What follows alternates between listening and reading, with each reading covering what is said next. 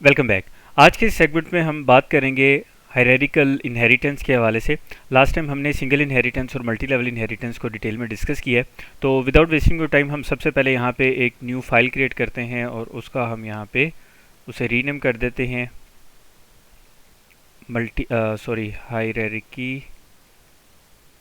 Hierarchical inheritance. Spelling गलत हो सकते हैं तो इसको आप क्रॉस चेक कर सकते हैं। इनहेरिटेंस डॉट डॉट, ये हमने फाइल का नेम रख लिया, न्यू फाइल आ गई। यहाँ पे हम सबसे पहले डिफाइन करेंगे मेन फंक्शन और इसकी जो इम्प्लीमेंटेशन है उसको बाद में देखेंगे। हम यहाँ पे 3 क्लासेस क्रिएट करने जा रहे हैं, इसको आपने देखना है। सबसे पहले हम एक क्लास क्रिएट करने जा रहे हैं, इस क्लास का हम नेम रखने वाले हैं बर्ड, राइट। उसके बाद हम यहाँ पे एक क्लास और क्रिएट करेंगे, इस क्लास का हम नाम रख लेंगे स्पैरो, अगर मैं स्पेलिंग ठीक से लिख रहा हूँ। और एक क्लास हम और क्रिएट करेंगे, इसका नाम हम रख लेंगे पैरट। ठीक है, ये 3 क्लासेस हमने क्रिएट कर लिए। अब आपको पता है कि जो हायरार्किकल इनहेरिटेंस है उसमें होता इस तरह से है कि जो एक पेरेंट क्लास है, फॉर एग्जांपल यहाँ पे हम बर्ड क्लास को as a parent class consider कर रहे हैं, तो एक पेरेंट क्लास के एक से ज़्यादा चाइल्ड होते हैं, यानी एक से ज़्यादा डिराइव्ड क्लासेस होती हैं। सिंपली अगर हम बात करें तो ये जो स्पैरो क्लास है ये भी एक्सटेंड करेगी बर्ड क्लास को, और इसी तरह से जो पैरट क्लास है ये भी एक्सटेंड करेगी बर्ड क्लास को, विच मीन्स कि ये क्लास भी बर्ड क्लास की यानी कि डिराइव्ड क्लास है या चाइल्ड क्लास है, इसी तरह पैरट क्लास भी बर्ड क्लास की डिराइव्ड क्लास है या चाइल्ड क्लास है। तो जब इस तरह से अब इन दोनों का जो पेरेंट है, इन दोनों क्लासेस का पेरेंट वो ये बर्ड क्लास है, तो ये हमारे पास एक हायरार्किकल इनहेरिटेंस की एग्जांपल है। अब इसमें हम इसको चेक किस तरह से करेंगे, सबसे पहले यहाँ पे हम एक मेथड क्रिएट कर लेते हैं और इस मेथड में हम यहाँ पे मेंशन कर देते हैं void bird, हम इसका नाम रख देते हैं void category name, और इसके अंदर यहाँ पे हम एक सिंपल सी प्रिंट स्टेटमेंट लिख देते हैं। मेरा ख्याल है लास्ट सेगमेंट की तरह हम इसको void की बजाय स्ट्रिंग टाइप का हम मेथड क्रिएट करते हैं और इसमें प्रिंट स्टेटमेंट की बजाय सिंपल रिटर्न करवा देते हैं कैटेगरी नेम। कैटेगरी नेम हमारी है बर्ड, राइट, और यहाँ पे सेमीकोलन आ जाएगा ताकि जब भी ये फंक्शन कॉल हो तो ये वाली स्ट्रिंग रिटर्न की जाए। अच्छा, यहाँ पे ये क्या प्रॉब्लम दे रहा है, उसके बाद हम नीचे आ जाते हैं।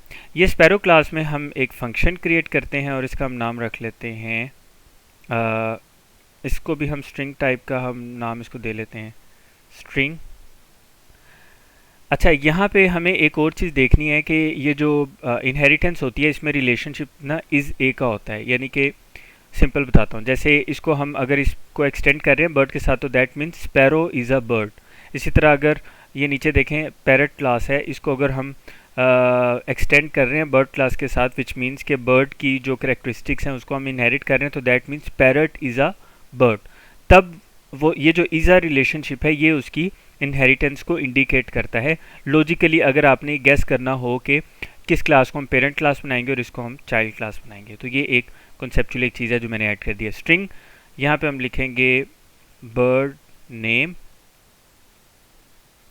और उसके बाद हम यहाँ पे रिटर्न करवा देंगे सिंपल स्ट्रिंग में लिख देंगे स्पैरो।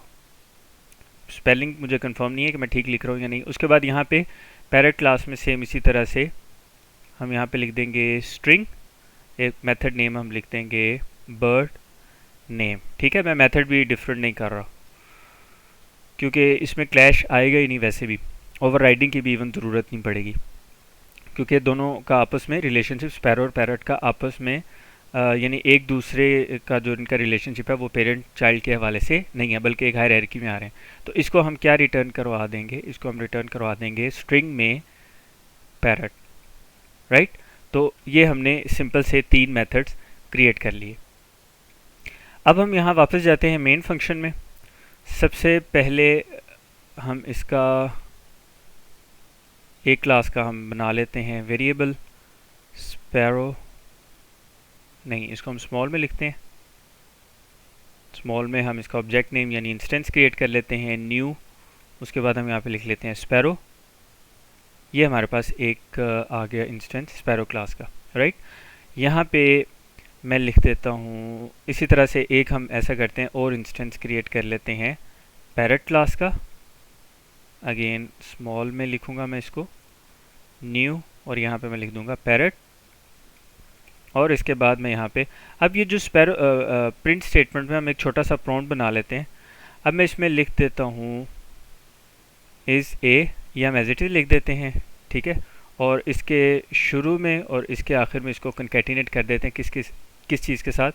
मैं यहाँ पे लिखता हूँ स्पैरो डॉट बर्ड नेम, ये लिख दिया मैंने, ताकि इसका नेम आ जाए, बर्ड का नेम आ जाए। और उसके बाद यहाँ पे अगेन कंकैटिनेट करूँगा। यहाँ पे मैं लिख देता हूँ स्पैरो डॉट कैटेगरी नेम। अब आपको पता है ये जो कैटेगरी नेम ये मेथड है, ये बेसिकली स्पैरो का मेथड नहीं है, बल्कि स्पैरो की पेरेंट क्लास यानी कि बर्ड का मेथड है।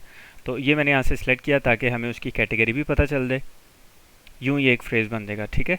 इसी तरह से हम इसको यहाँ से कॉपी करेंगे और यहाँ पे पेस्ट करेंगे। स्पैरो की जगह को हम रिप्लेस कर देंगे पैरेट के साथ, पैरेट डॉट बर्ड नेम, और यहाँ पे भी पैरेट डॉट बर्ड नेम, ताकि इसका जो रेफरेंस है वो इस इंस्टेंस के साथ हो जो कि इस क्लास के साथ एसोसिएटेड है। अब जब हम इसको यहाँ से रन करेंगे तो आप ये देखेंगे कि इसकी आउटपुट में हमारे पास आ रहा है sparrow is a bird, parrot is a bird. ये स्पैरो कहाँ से पिक करके ला रहा है, इसके रेफरेंस के साथ इस मेथड में आ रहा है, और यहाँ से उसने स्पैरो पिक किया है। लेकिन ये जो स्ट्रिंग बर्ड है ये कहाँ से वो रिटर्न कर रहा है, क्योंकि हमने यहाँ पे एक्सटेंड किया हुआ बर्ड को, इसलिए वो यहाँ से रिटर्न कर रहा है। अब दोनों में कॉमन चीज़ क्या है, दोनों में कॉमन चीज़ ये है कि क्योंकि दोनों की जो हमारे पास कैटेगरी टाइप है वो बर्ड है, इस वजह से दोनों की पेरेंट क्लास बर्ड है। तो दोनों के केसेस में जो कैटेगरी नेम हमें रिटर्न होकर आ रहा है वो है bird. So this is how we can deal with hierarchical inheritance. ये एक सिंपल सी एग्जांपल थी ताकि आप इसको आसानी के साथ समझ सकें। नेक्स्ट सेगमेंट में हम इसी से रेलेवेंट मज़ीद कुछ डिटेल्स देखेंगे और ऑब्जेक्ट ओरिएंटेड प्रोग्रामिंग को डार्ट प्रोग्रामिंग में किस तरह से इम्प्लीमेंट करना है उसके आखिरी सेगमेंट्स के बारे में बात करेंगे। मिलते हैं अगली वीडियो में।